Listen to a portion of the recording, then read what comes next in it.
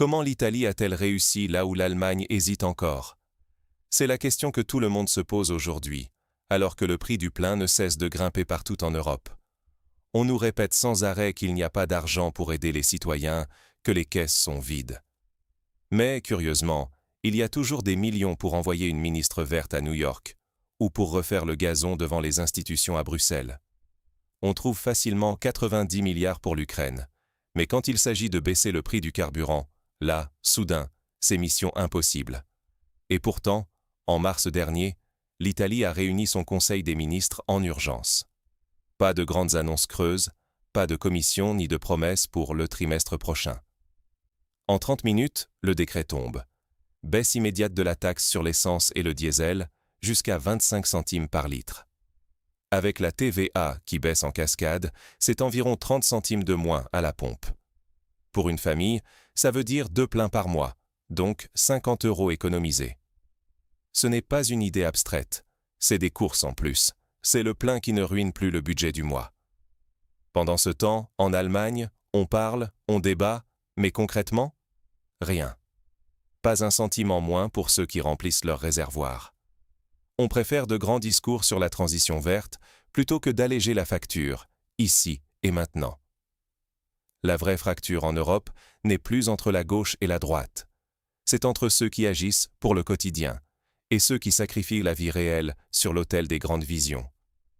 Ce qui est en jeu, c'est votre portefeuille, vos courses, la confiance dans vos dirigeants. Alors, voyons concrètement ce que l'Italie, l'Autriche ou la Slovaquie ont osé faire, et pourquoi la France ou l'Allemagne s'y refusent. En mars, alors que l'Europe tremble face à la flambée des prix du carburant, Rome prend tout le monde de vitesse. En Italie, pas de grandes annonces ni de promesses pour plus tard. Giorgia Meloni réunit son gouvernement et, en moins de 30 minutes, décide de baisser les taxes sur le carburant de 25 centimes par litre. Avec la TVA, cela fait 30 centimes de moins à la pompe. Pas de commission, pas d'études interminables, une décision simple, directe, compréhensible pour tous. Et surtout, un effet immédiat. Pour une famille italienne avec 2 voitures qui fait le plein chaque semaine, c'est 50 € d'économie par mois. 50 €, ce n'est pas rien. C'est un plein de courses, une facture d'électricité, quelques sorties en plus. Et ce qui frappe, c'est l'absence de calcul politique. Meloni agit comme une ingénieure, pas une politicienne. L'urgence, c'est le quotidien des familles. Son vice-premier ministre, Matteo Salvini, propose même d'instaurer un plafonnement des prix comme en Hongrie. L'idée est débattue, mais vite écartée. Cela créerait trop de complications et risquerait de désorganiser l'approvisionnement. On préfère la simplicité et la rapidité. En Autriche aussi, on privilégie l'efficacité sur la posture. 3 partis gouvernementaux, qui peinent d'habitude à se mettre d'accord, s'unissent pour réduire la taxe minérale de 5 centimes par litre et instaurent un gel des hausses de prix. Les stations-service ne peuvent augmenter les prix que 3 fois par semaine. Résultat ? Un gain net de 10 centimes par litre pour les automobilistes autrichiens. Et surtout, la règle est claire. L'État n'a pas le droit de profiter de la crise pour engranger plus de recettes. Toute hausse automatique liée à la TVA sera restituée aux citoyens.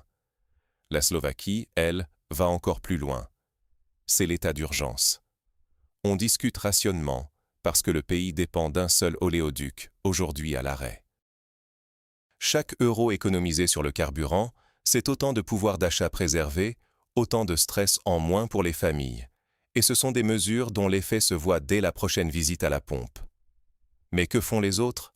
Pourquoi l'Allemagne, première puissance économique d'Europe, refuse-t-elle ces solutions pourtant simples et visibles ? En Allemagne, la solution miracle ? Limiter les hausses de prix à un seul saut quotidien. Oui, vous avez bien entendu. Désormais, les stations-service n'ont le droit d'augmenter leurs tarifs qu'une fois par jour. Résultat, au lieu de voir le prix grimper par petits paliers, les automobilistes se retrouvent face à un choc, d'un coup, souvent en pleine journée. Ce matin, votre diesel est à 2,10 € et à l'heure du déjeuner, surprise, il est déjà passé à 2,30 €.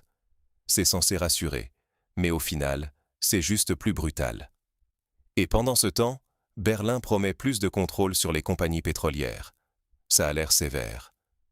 Dans la réalité, des audits administratifs qui prendront des mois, dont personne ne lira jamais les rapports, et qui n'auront aucun effet immédiat sur ce que vous payez à la pompe.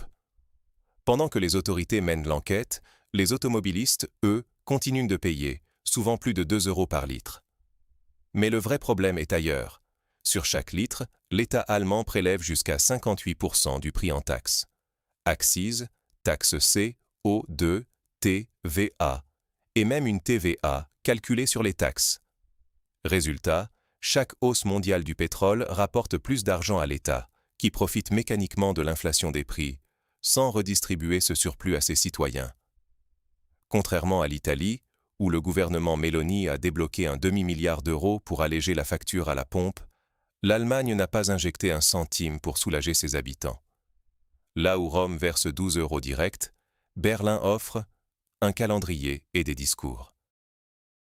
Et ce n'est pas qu'une question de porte-monnaie. Chaque plein pèse sur le moral, l'inquiétude grandit et la confiance dans les décideurs s'effrite. Alors pourquoi ce blocage? Est-ce seulement un manque de volonté politique, ou bien l'Europe impose-t-elle un cadre encore plus rigide? C'est ce qu'on va essayer de comprendre. À Bruxelles, l'objectif reste 2050, même si le portefeuille des citoyens crie famine aujourd'hui. C'est ça, le grand écart européen. Pendant que certains comptent les centimes à la pompe, la Commission martèle la neutralité carbone dans 30 ans. Mais concrètement, pourquoi les prix flambent-ils autant? En grande partie à cause du système européen de quotas carbone, ce fameux ETS. Chaque usine, chaque centrale, chaque compagnie qui émet du CO2 doit acheter des autorisations pour polluer. Et chaque année, ces quotas deviennent plus chers, volontairement. Le but?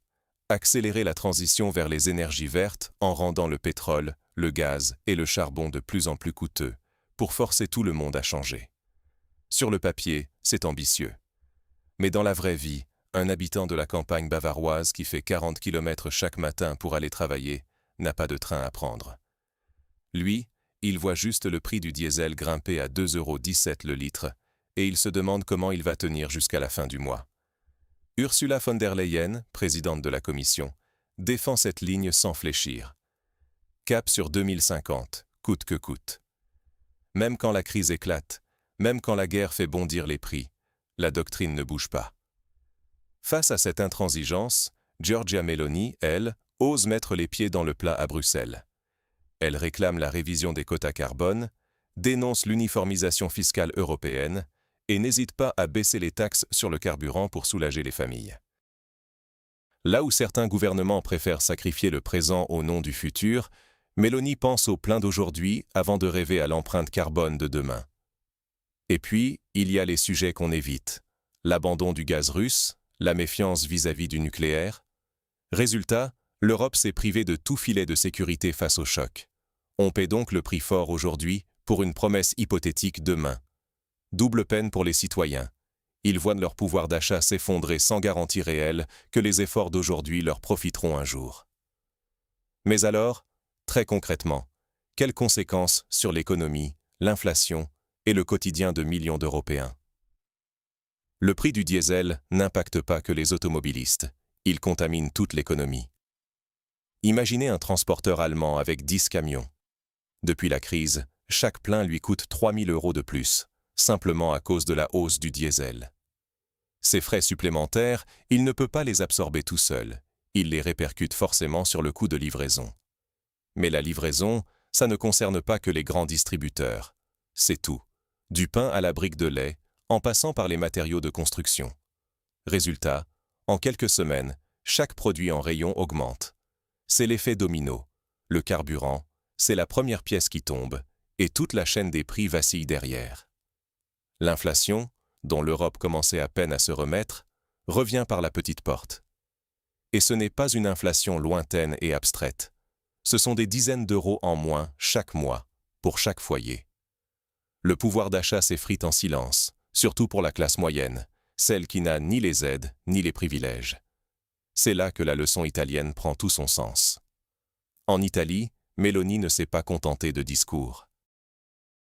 Elle a réduit les taxes sur le carburant, pas par compassion pour les automobilistes, mais parce qu'elle a compris cette mécanique implacable. Carburant abordable, logistique abordable, stabilité des prix, économie qui respire. Un simple décret, même temporaire, a suffi à enrayer la spirale.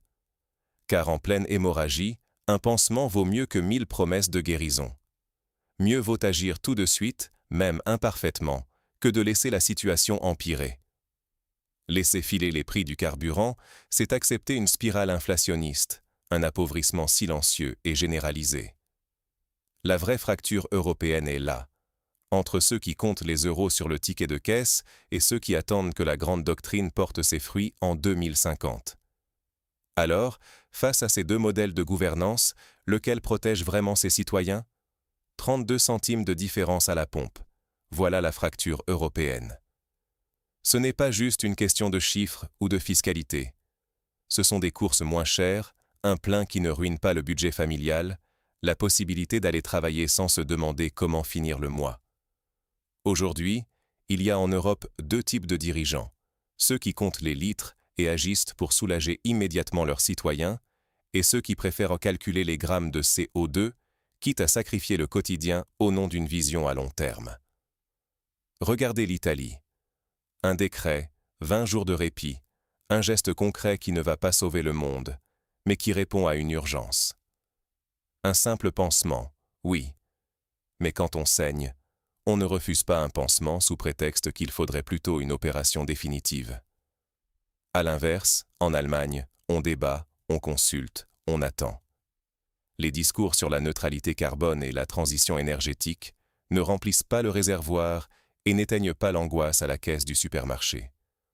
On nous répète qu'il faut penser à demain, mais beaucoup n'arrivent déjà plus à vivre aujourd'hui. 10 ans en arrière, personne n'aurait parié sur un carburant moins cher à Rome qu'à Berlin. Et pourtant, ce sont les faits. 1,85 € le litre en Italie, 2,17 € en Allemagne. 32 centimes d'écart, c'est la différence entre une politique qui agit et une politique qui théorise. Alors, posez-vous la question. Voulez-vous des élus qui améliorent concrètement votre quotidien ou des élus qui promettent un avenir radieux sans rien changer ici et maintenant ? Votre pouvoir d'achat, votre stabilité, votre confiance dans l'Europe, tout se joue là. Ce n'est pas abstrait. C'est votre vie de tous les jours qui en dépend. À vous de juger. À vous de choisir ce qui compte vraiment.